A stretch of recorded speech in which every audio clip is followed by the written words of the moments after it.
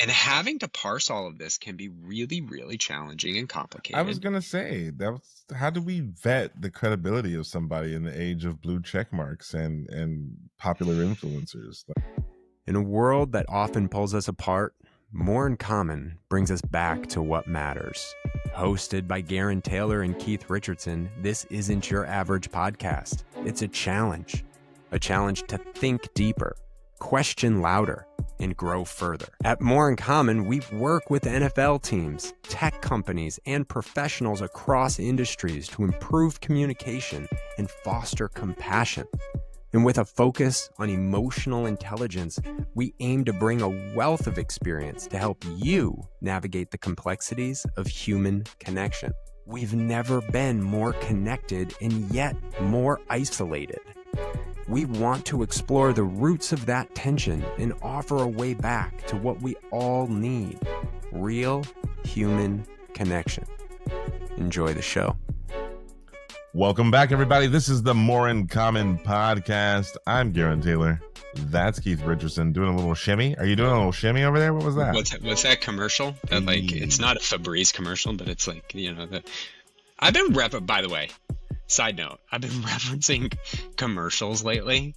Yeah. And as an example, I was at my kid's dance studio, and my oldest is now doing like jazz ballet, and they're learning some basic ballet stuff.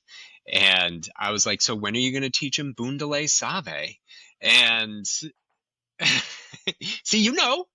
I do know, but that's hilarious. 3 adults in that room go, what are you talking about? I was like, and 2 of the teachers, they're in their like early 20s, right? So they're like, what? I don't understand. I go, it's a commercial. And they're like from watching TV? That's because people don't watch TV anymore. People don't watch commercials. People don't. Yeah. I'm like, what is happening? My age is showing itself. That was very boomer of you to make. Speaking of commercials, it's like the commercials like, are you becoming your parents? Yes. Are you making references to pop culture commercials to teachers? He should have been in the room with us, and he goes, don't do that. Don't. Nope, I don't. Nope. I love that too much. I lost my headphones. Total. Yeah. Oh my God. I love that too much. I didn't even. But I like that for you though, because this is how lean into it, bro. There's only 2 options. You either get older or you're not here anymore. So you might as well just lean into getting older. I may as well just get older. Yeah. Yeah, that's right. I mean, so good. Oh, I didn't even think about that commercial. Now I've got to get myself back into this conversation. It's meta. Like it's a commercial referencing a commercial. While we're talking about how people don't watch commercials, and we just referenced 2 of them in the first 2 minutes of this episode, and I don't know if everybody knows them, but that's okay. Interestingly enough, they're both insurance commercials too. Oh wow, I didn't even think about that part. Yeah. Wow. Goodness. How many more data points do we need before we draw a conclusion here? Yeah, right. I'm having logical fallacies about my insurance provider. It's so good. I'm still laughing at the fact that you did Boondelay to an actual ballet teacher. Oh man, mm-hmm. You're a classic. You're a classic dad. Good old dad. Yeah, good old dad. Okay, we need that. Dad. We need that today, right? We need some dad energy. Some good old dad energy. Some nice puns, but not too far, right? Because too far. Just because you're a dad doesn't mean you're right. That's facts. Facts. Which is going to lead us into our topic of today. No, I'm just kidding. Yeah. But actually, I'm not kidding, because our topic, we're going to continue our discussion on logical fallacies. But today we're going to talk about ad verecundium. Such an interest. This falls more into like the formal, but you see it happen in a lot of informal settings, right? And I'm so glad that this is what we're talking about, especially kind of in conjunction with that intro, because commercials also lead us into this fallacy a lot of times, right? Like that's the idea of a spokesperson in some ways, right? So let's define the fallacy, and then we'll talk about how it shows up both like in pop culture and in society. Yeah, especially carrying over from our conversation last week relative to the influence of online content. Absolutely. This one plays such a role. And ad verecundium is a fallacy that concerns the appeals to authority or expertise. So what this fallacy evolves is it's accepting as evidence for a proposition the pronouncement of someone who is taken to be an authority, but is either not really an authority or a relevant authority. An example would be, I am a ophthalmologist. Let me tell you about your dietary restrictions. Right. It's like, so as an ophthalmologist, you're a doctor. So maybe as a doctor, I should believe you when I am not a doctor, but in reality, you're a doctor of ophthalmology. And Right. this we talked about last week relative to the influence of bias on these logical fallacies that we use in the way we're processing. One that is directly tied is the authority bias. It is very much this. When we see somebody as an authority, look, for all football fans out there, if you're a big Aaron Rodgers fan and Aaron Rodgers is out talking about not taking the vaccine for COVID, I mean, it's confirmation, it's all kinds of other things, and you feel right about what he's saying. Oh, and he's a public figure, he's someone I respect and trust, he's all of these things. And he did this research for 3 months, right? That he says he did. I should that's an appeal to authority. So then I Right. might actually use his conclusions in my arguments. When in reality, and I'm not saying his conclusion, like this isn't a judgment on his conclusions, but he's an NFL quarterback that does not have a degree in the scientific field, hasn't put a dissertation together, hasn't published, hasn't peer-reviewed research.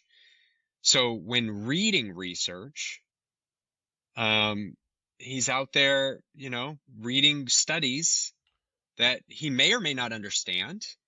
And they may not be meta-analyses. They might just be Mhm. one-off studies that someone pointed him to that play a role in a bias for himself, and that's It's the neglect of sample size and all of this other stuff, right? it's confusing the credentials in one area with credibility in another for me that I think Yes. really stands out about this particular logical fallacy. And it happens, especially like you were saying, in this social media celebrity driven world so often, right? Like we can go old school and we can look at a OJ Hertz commercial, right? OJ Simpson, great football player, doesn't necessarily know anything about renting cars, Yeah. right? Just not Yeah, his expertise per se. But then it absolutely. also comes full circle as we look at today with Joe Rogan, podcaster, comedian, great conversationalist, not an expert in a lot of the things that he's discussing.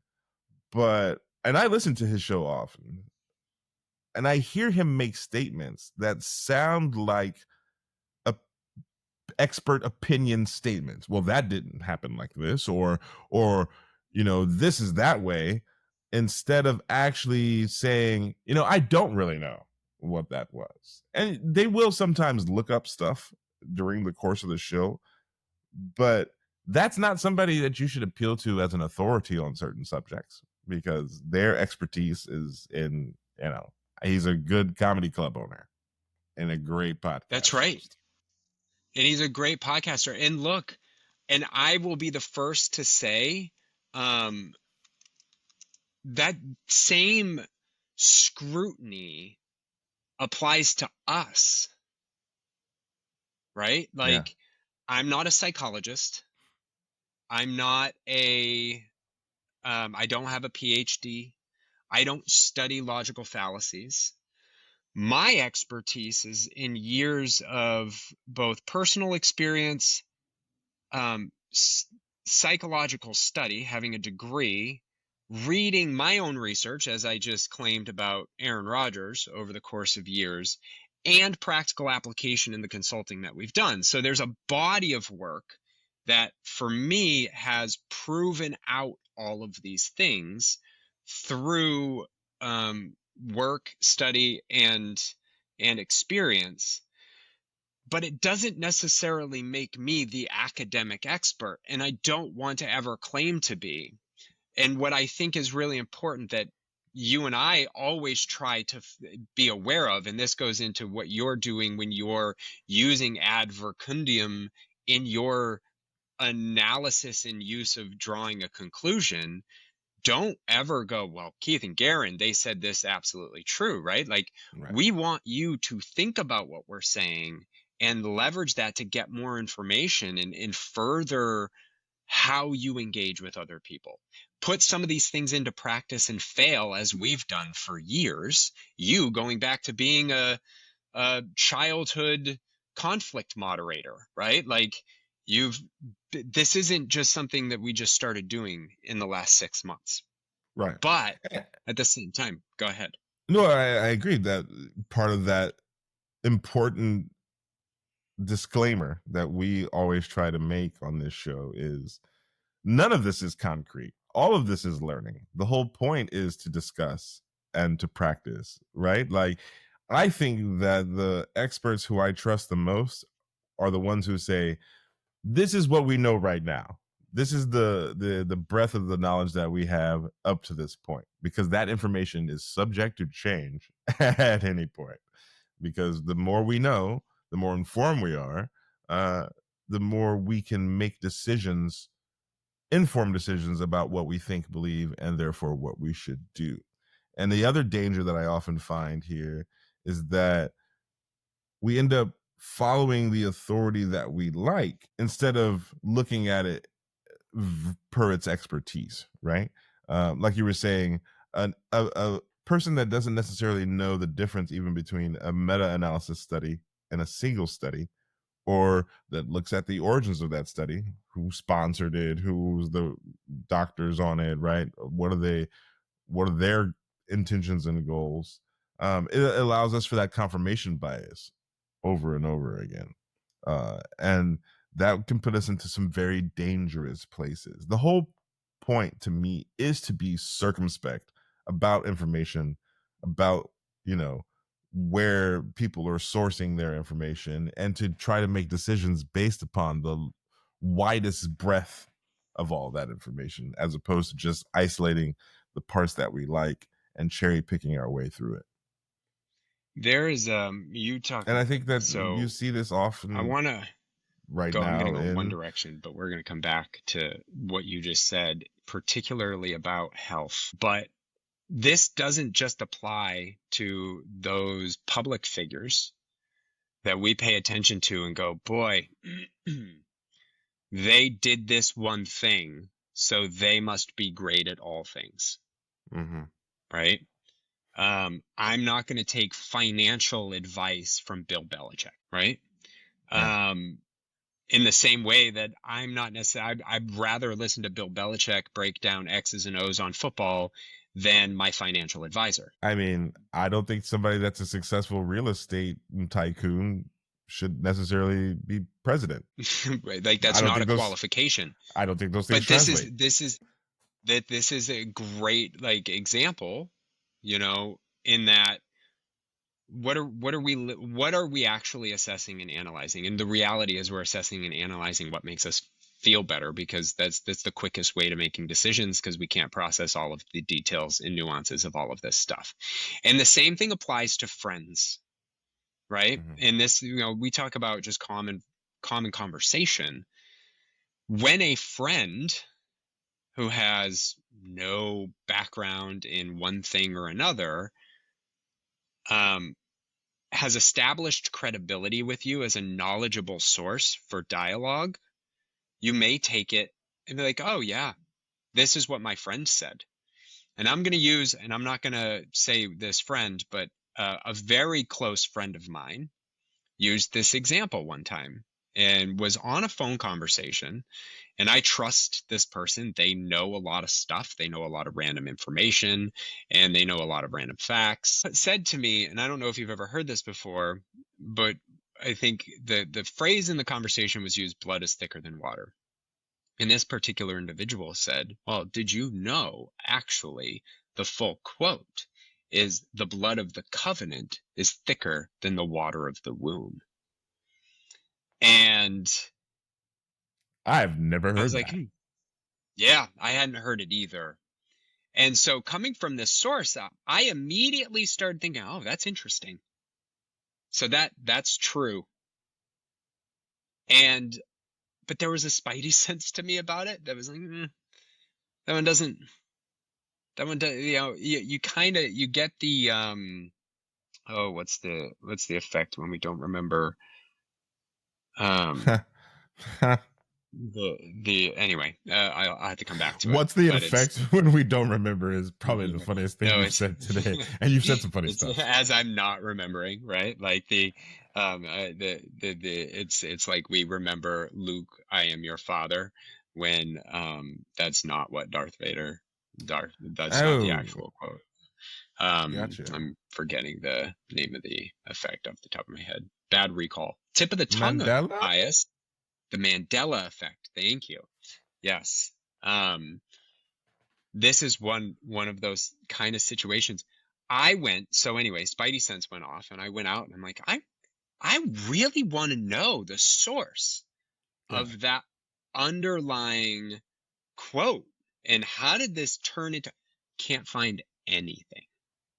In fact, I went looking around at sources, and the most valid sources, history.com, like these types of places that have a lot of experts that are doing publications, that this is not real, right?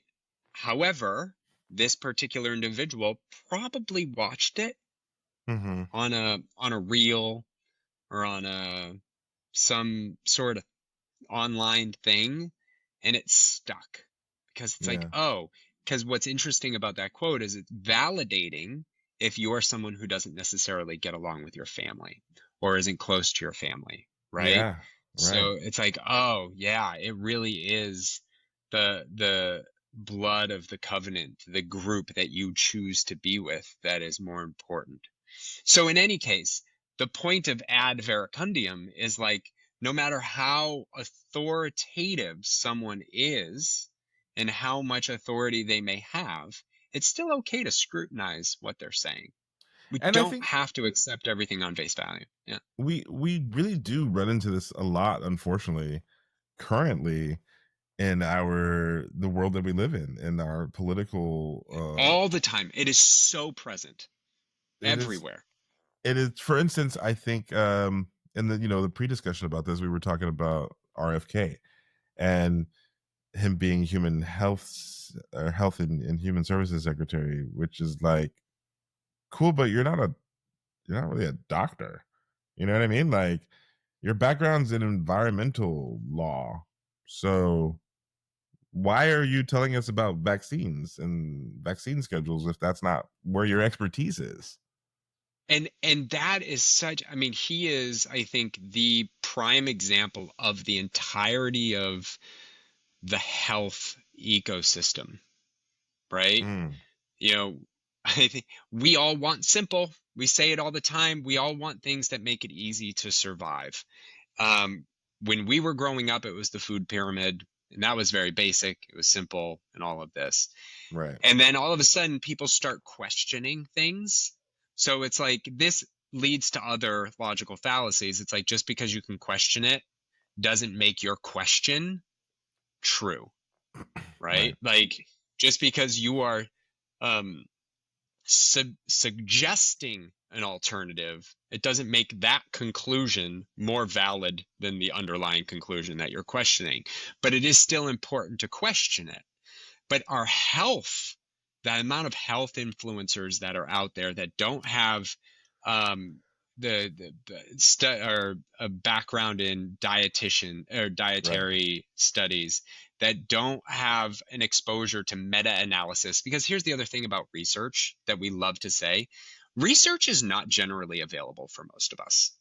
Like the research I read, I have to ask people who have PhDs at institutions to find it for me, because you can go to ResearchGate, you can go to these places, but they don't have all of the publications. If you're not subscribed to a You need journal that LexisNexis. publishes pure, like,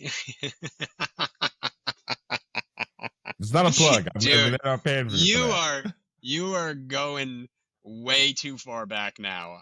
Talking about commercials at the top.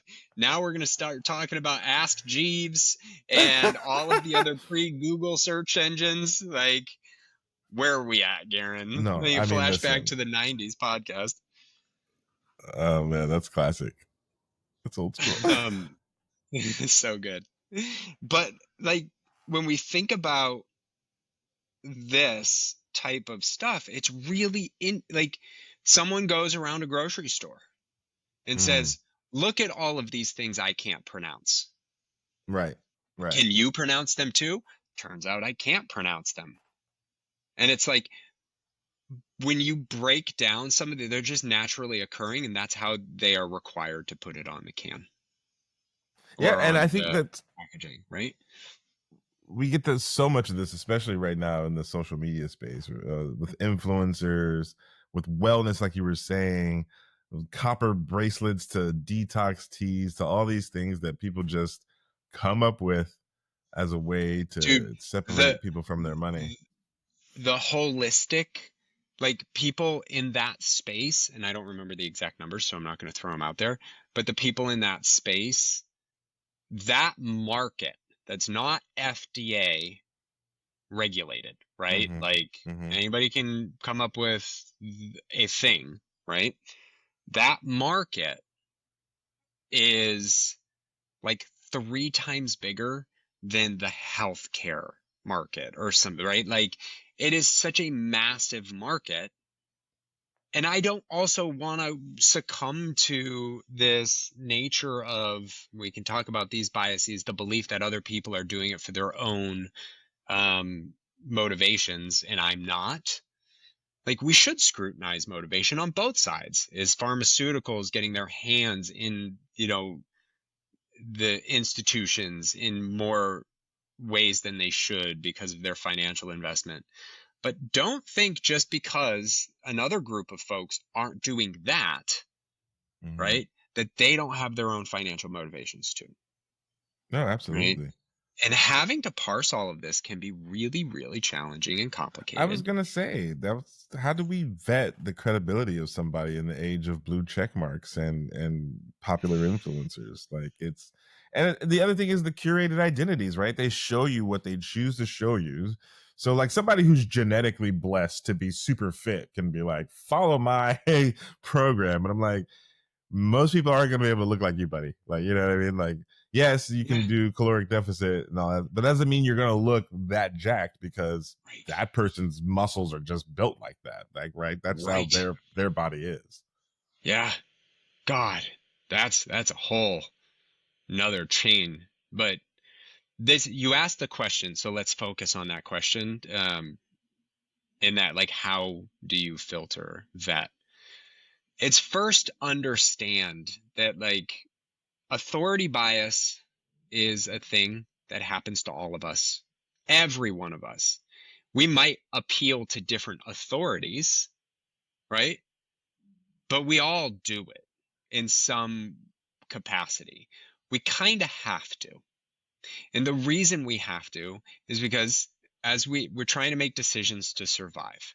So like, let's take seeing a doctor as an example, not as a logical fallacy. This isn't a logical fallacy because we're not making arguments here.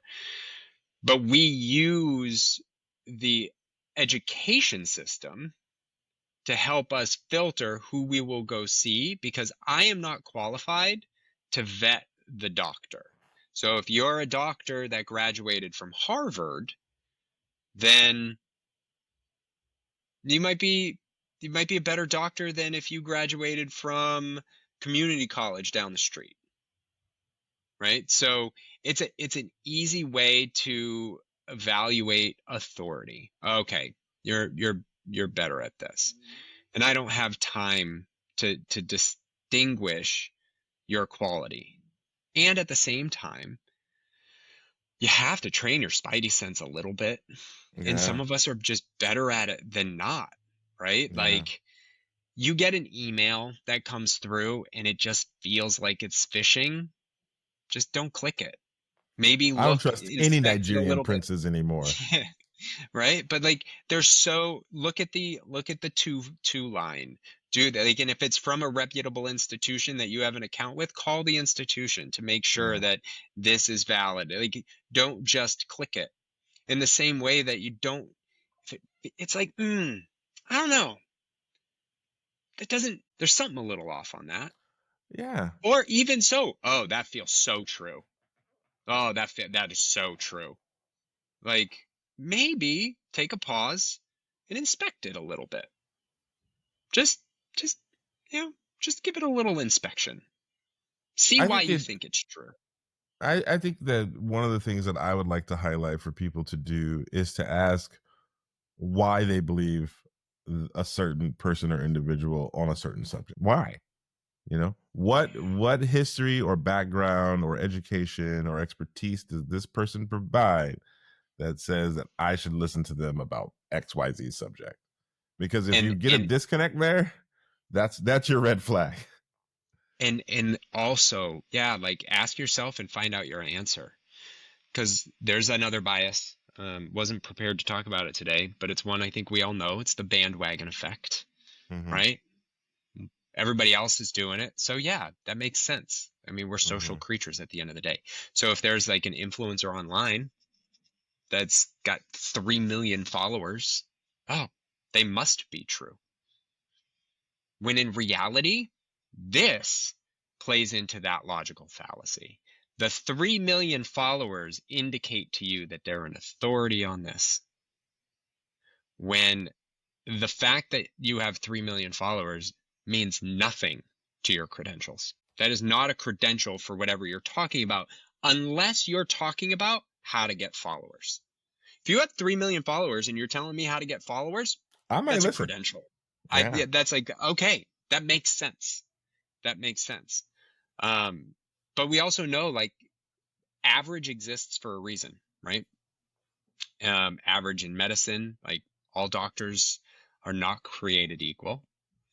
And sometimes we just have to experience a doctor to go, yeah, that they might be an average doctor, regardless of where they came from. Absolutely right? true. But yeah, this one's a real hard one because it just requires so much intention, and it requires sometimes scrutinizing things that feel right, people that feel right, whether it's your People you friends, whether like. it's your family, people you like, which in Yeah. turn is kind of scrutinizing yourself. And this goes back to Jesse, that emotional, like, what are we reconciling in ourselves? And I think, just know that this is happening, and don't be afraid to, like, oh, maybe they're full of shit. And it doesn't even have to be that bad. Maybe I just don't think I listened to them on this one thing. And that's such a great example because, we love Jesse and we love what he does, but like, he's not going to claim to be a therapist. That's not right. his role. And he's That's very right. clear about what he is able to do to help people explore their trauma. But his authority is from his experience and not necessarily expertise. And it's up for us as listeners and receivers of information to be aware of the difference between that, right? What is expertise? What is experience? What is experience in a specific field versus another? And what's just celebrity noise?